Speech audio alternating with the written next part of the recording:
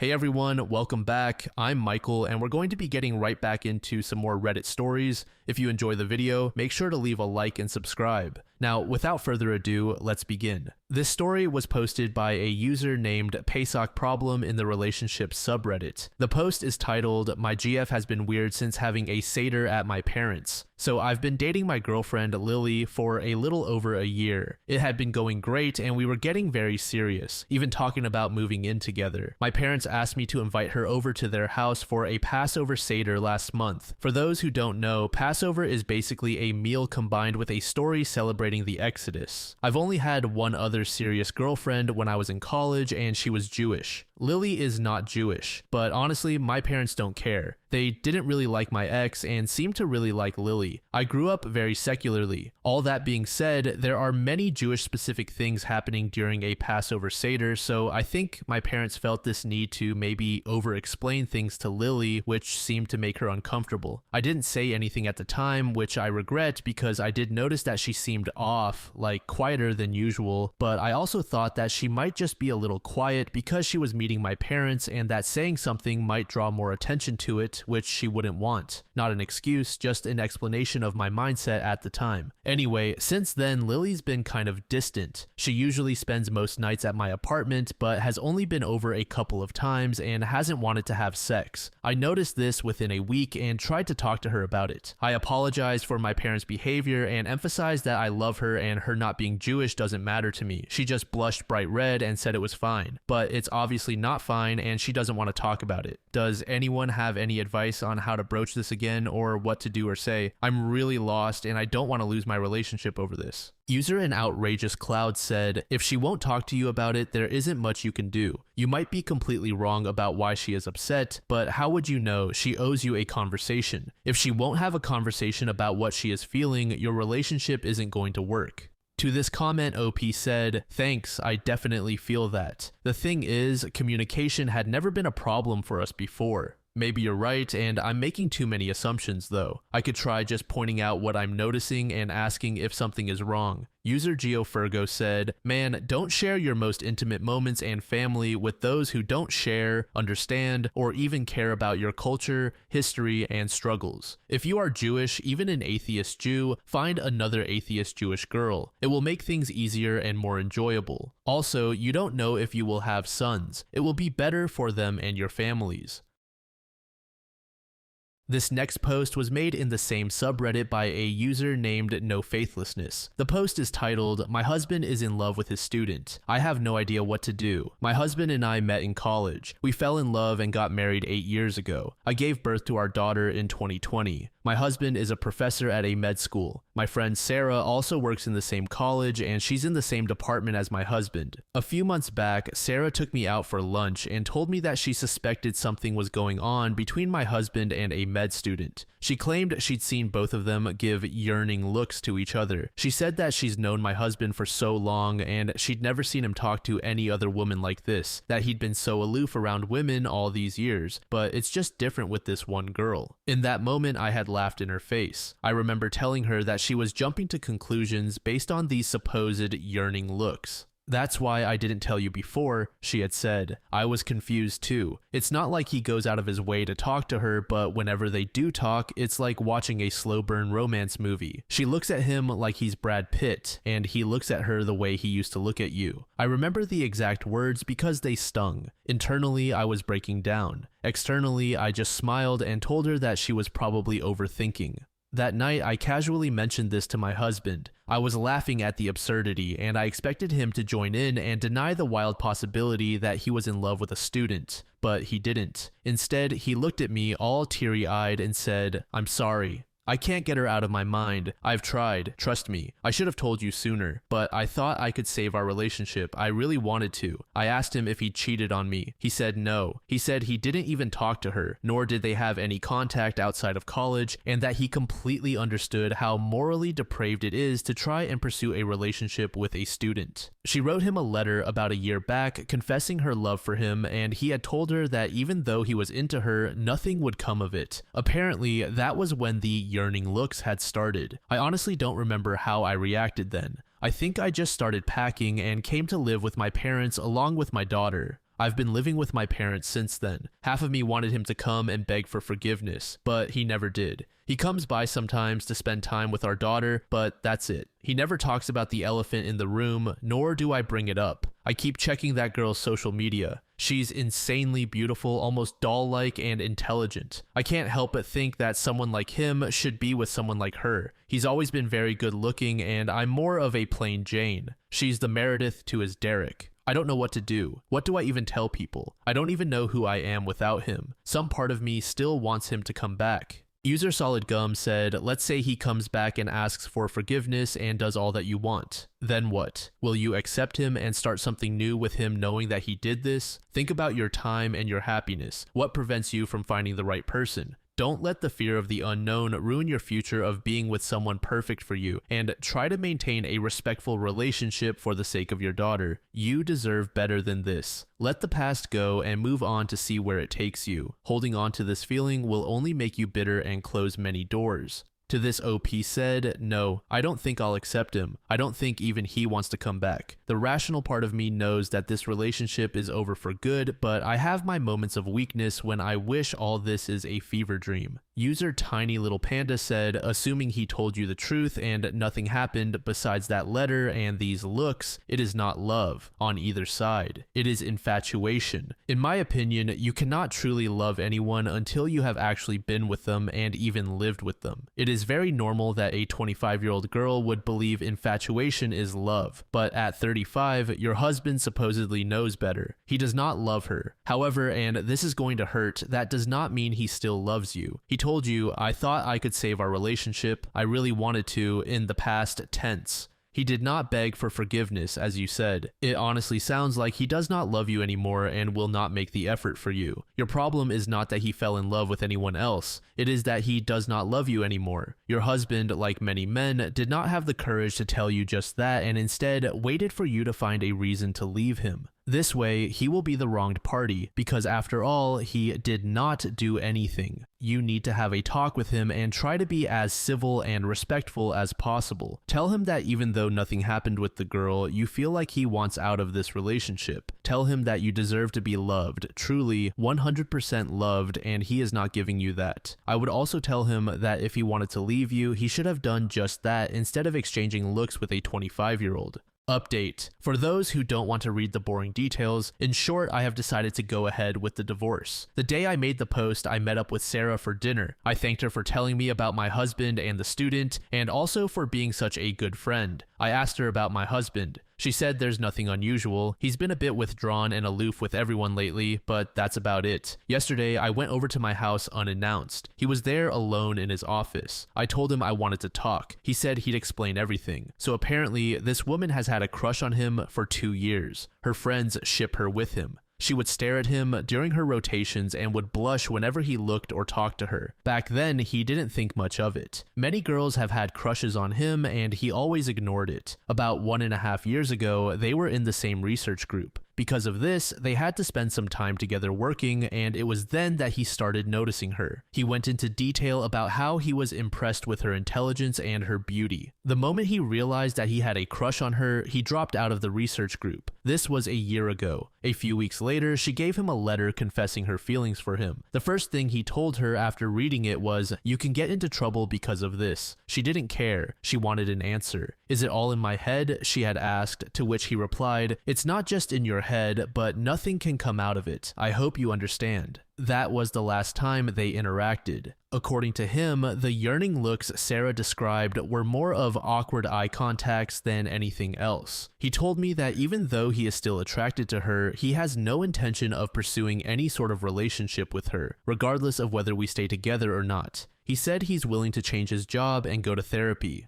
I told him to give me some time to think about it. To sum up, this has been going on for 3 years. Not once did he mention anything to me. The student and he spent a considerable amount of time last year working on the research. He told her he liked her back. He's still very much attracted to her, and that's why I've decided to go ahead with a divorce. I don't think I can trust this man again, and a relationship without trust isn't something I am interested in. I've told my parents about it. They're not exactly on board, but they're still supportive. I've also contacted my lawyer about the same. It's going to be a long process, I believe. That's it. I believe this is my last update. Update 2. For context, my ex-husband is a doctor and he was in love with his student for years. She was into him too and wrote him a love letter, etc. When I confronted him, he told me it was a crush and that he put a stop to it as soon as he could, and that nothing physical ever happened, but the damage was done. You can read the post on my account if you're interested, but that's the gist. Nothing more there. So I decided to take our daughter and permanently move to my parents' house. We're in the middle of separating now. A lot of people have told me to forgive him, and I've myself debated if I'm taking the correct step or not, but the trust is gone and I don't think I want to be in a relationship with someone like him. It's taking a lot of strength to do this. I have lost all self-esteem. The fact is that I was always insecure about how my ex was way above my league, about how I was lucky to have him, how people often said he could have done so much better. Over the years, my insecurities had disappeared, now it's all back. He's attracted to someone so beautiful, so incredibly intelligent, and obviously she's also into him. I keep looking at her social media all the time, obsessing over her. There was an Instagram story she uploaded where she was with my ex-husband and a few others, and it felt like someone stabbed me in the heart. He looked happy, and he'd never looked that happy in years. I got tired of being pathetic and even complained to the hospital management about the inappropriate relationship between her and my ex. All I got in response was that they can't take any steps without concrete proof. Now my sad self wants to snitch about her to her parents, to get her in trouble, to make her suffer. I know this is unhealthy, I'm in therapy, but I don't know, I don't think I'm healing. I hate that I have to be sad and heartbroken over that man and he doesn't seem to care. He stopped coming to visit our daughter too. I wish he would have cared. I wish he would have fought for me. I wish he wouldn't have tossed aside our decade-long relationship for her. I hate this. I hate everything. Update 3. I posted about 2 weeks back. I had to go back to my ex-husband's city as per my lawyer's suggestion. My mom and sister are living temporarily with me, and we have rented an apartment. Yesterday, I went over to my old house that I shared with my ex to get some of my stuff. I texted him about it, and he made sure he wasn't there when I arrived. I collected all my stuff. Then I decided to look through his study. Yes, I know it's snooping and it's wrong, but whatever. I don't know what I expected to find there, but lo and behold, I found the letter the student wrote to him. It was callously thrown in between some of his work files. I took a picture of the letter and came back. I did read the letter, and it was nauseating to say the least. She'd written how she knew it was wrong and that he was married, but she felt she had a connection with him and that she'd never forgive herself if she didn't tell him how she feels. That's the gist, but it basically goes on for 2 pages. That stupid girl even made sure to sign the letter. The letter confirms a few things. My ex did not lie about there being no physical affair. In the letter, she was lamenting about the fact that she would love to jump his bones, but the opportunity never presented. He did stop interacting with her abruptly, cause she was sad about that too. He did lie to me about the letter. When I asked him all those months back, he told me he got rid of the letter cause it was of no consequence. He kept it in his study, a place where he only keeps the most important of his stuff. A place where even family pictures weren't allowed cause they can't let him concentrate. A place where even I wasn't allowed when he was working. Now that I have the letter, I have proof of the inappropriate conduct between a professor and a student. Last time I tried reporting, the authorities wanted proof. Now I have it. So I'm considering re-reporting the issue with solid proof this time. I'm not going to involve my friend Sarah cause she's made it clear that she doesn't want to be a part of this at all. One part of me wants to report them and mess them up, but the other part just wants to let it go. Any advice on how to proceed? Edit, I'm not gonna report them, it's fine. I've decided to move on. I know people think I've been overreacting with the whole divorce thing and that my ex did nothing wrong, but I stand by what I've decided. He may not have had a physical affair, but he lied to me for 3 years. That's something I can't move on from. Have I been acting a bit irrational and petty? Yes, I know that. I'm grieving, I'm sad. I know some people cannot comprehend why I can't be mature and why I'm being vengeful. I don't know, maybe it's the side effect of my entire life being uprooted. I was using Reddit as a source of venting, but I've realized that's not a good idea because people are quick to label a woman insecure and petty and stupid while making excuses after excuses for a man. I wish there was a better way to explain how I feel, but I'm not good with words. This is my last update on this topic. This last post was made in the True Off My Chest subreddit by a throwaway account. The post is titled, "I'm not having kids and my mom has been actively trying to kill herself since I told her. My mother gave up everything to raise me and I'm not going to say I'm ungrateful. She was 15 when I was born, and her parents tried to force her to abort. They went so far as bringing her to a clinic, but she fought the orderlies and actually ended up in a juvenile detention center for a significant portion of her pregnancy, after which she was disowned by her family. Then, when the birth went badly, she ended up needing a hysterectomy, so I was her only child, and I essentially ruined her dreams of having a big family and living the life she'd always been told she'd have. She worked hard to give me the things that she had growing up. I got the bedroom in our apartment, and she slept on the couch. She got a job working at a daycare, and with some government assistance and a lot of struggle, she was able to give me the kind of life that she said I was owed by blood. My bedtime stories were always about our family history and some great thing or other that my ancestors did. She says we could trace our family history to the Mayflower, and that made us the original American blood. Her stories would always end with a fantasy about how, when I had children, everything would be okay again, and we would get to have a real family and live happily ever after. I do not want children. I don't like children. I don't want to be pregnant. I don't want to go through all the hardships my mother went through. I never saw her get anything for herself during my entire childhood unless it was free, like a library book or something. And when I asked about it, she said, "That's what a mother does, and I don't want to be that." She runs her own daycare now, and she's always surrounded by children anyway. So when I told her my husband and I weren't planning on having any children when we visited at Easter, I kind of figured she would be an adult about it. I mean, we're all adults now. She's in her 40s. This isn't the teenager who told me those fantasies, and I'm a person. I'm allowed to make my own decisions.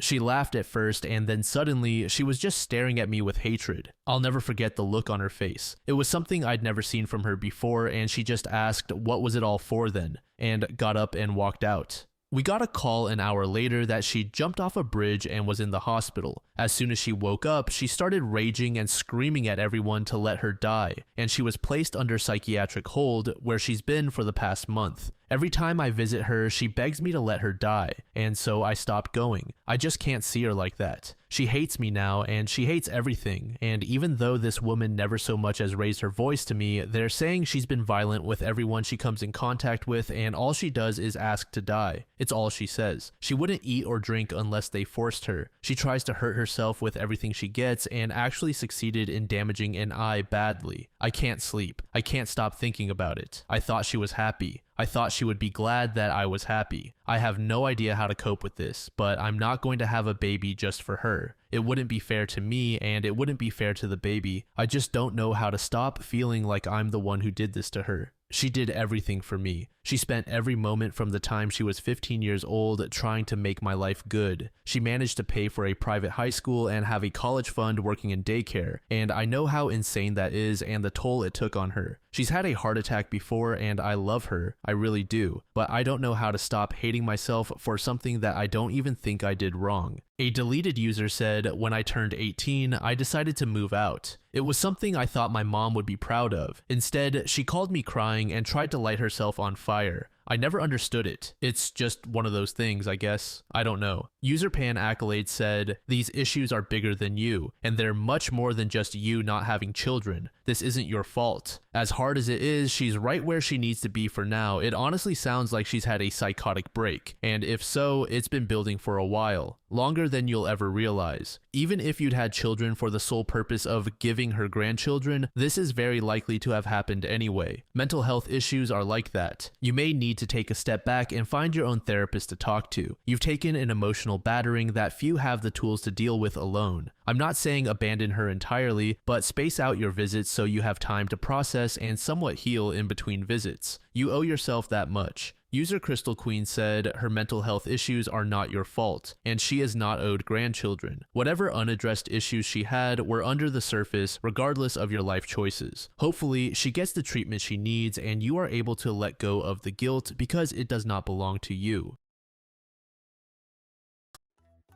Thank you so much for making it to the end of the video, and thank you also to partner of the channel, GamerSupps. Use code DLAM to support the channel and get 10% off of your purchase, link in the description. I'm sure many of you like me have a hankering for daily caffeine, so go check them out. Lately, I've been a big fan of Titty Milk and Acid Rain, but they've got dozens of other flavors for y'all to try out. Anyway, thanks again for reaching the end, and I hope you all have an amazing passage of the next 24 hours.